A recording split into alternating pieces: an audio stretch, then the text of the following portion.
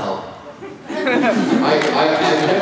definitely, the walk is an easy one, but you know, just standing, I used to have a tile all the time, but I still do the movement of kind of adjusting the view when nothing's there. Demonstrate. Give us a straight. Demonstrate.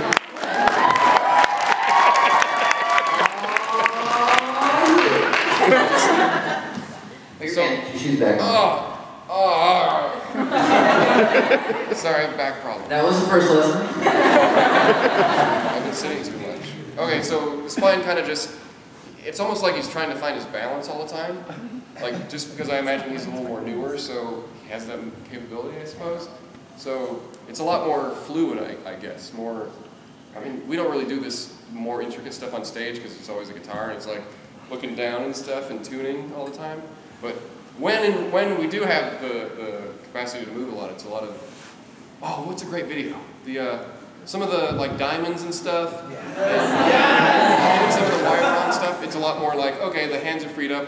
There's not much to do there. There's a lot of like, you know, motioning to the head or something. That happens in Honeybee a lot. There's like specific motions to do that or something. Or that doesn't happen. But yeah, this one is one I do all the time for photos, or the thumbs up.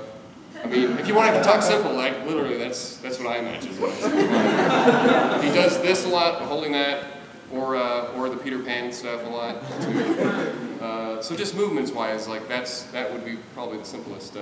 Sound effects and stuff. That's like, I think I mentioned that a little bit. Is just the more digital stuff. I don't do too much of the steam escaping like Rabbit does, and Hatchworth does like something completely different.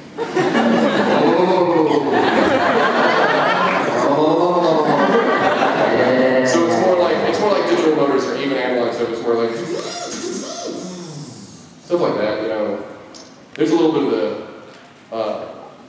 like a gear coming to a stop sound where it's just like a so like something is stopping. I don't know how to explain that, but mostly it's more like an updated robot where it's moved with servos rather than crap. I just like the idea, because you know, the steampunk stuff is cool, and that's like really awesome, because we didn't actually have steampunk robots like that. Unless you look back in the Greek days and they had those, you know, water fountains that did elaborate shows and showed the slaying of Hercules slaying the lion. Wow, that sounds cool. And you know, those were destroyed in wars and stuff. So, and no one knows that they existed except for some people and stuff. But apparently none of that existed, so it's cool to see technology that actually wasn't. But we actually have like robots that move off servos and hydraulics, so that's cool to imitate, I think. Yeah, so if you want to make a funky robot, go with that. If you're doing the spine cosplay, it's a little more digital-y. Yeah. Thank you. Well, let's see here. You in the back. Hello.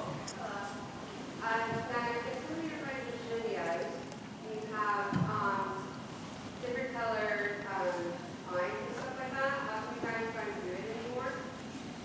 Oh, the different colored eyes. The question is, you've seen us with different colored eyes. Why don't we do it anymore? So, yeah, we actually edited all the photos of the robots. Our intent was to give them very inhuman-looking eyes. We haven't found any contexts that read very well enough to warrant it for on stage. Yeah, I mean, it's kind of the 10-foot rule of, I mean, you can't really see it from 10 feet away. I mean, you can sometimes. I mean, if there's like a black light, maybe, but. There was a time when David wore some green contacts at Balboa Park, but just. But even then, no one, unless they're like getting up close to you, talking to you, no one would ever notice. I mean, when I look at people's faces, like I can see the first few rows, maybe, but. You know, if you were sitting at a concert, no one can ever see it, so. The idea behind the glowing eyes is definitely in the comics, and also you'll see in photos, it looks like there's like some luminescence behind them, is to show, one, that they're powered by blue matter, so Hatchworth has blue eyes, but Spine actually has green eyes, and we haven't told you why yet, but we will. And then Rabbit has one green eye and one blue eye, or at least she did when she was a man. I think now, if I was going to, I think I've been drawing her in the comic now with just a pupil, like in a white eye, and I think I want to do that.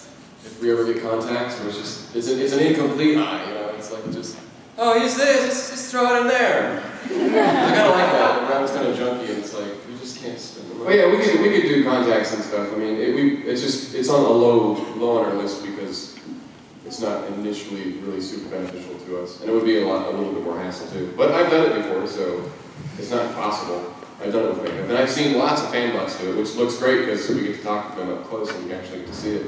And it does give that surreal, inhuman look. I mean, if you've ever seen someone with really brightly colored contacts in their eyes, I mean, it's a really cool effect.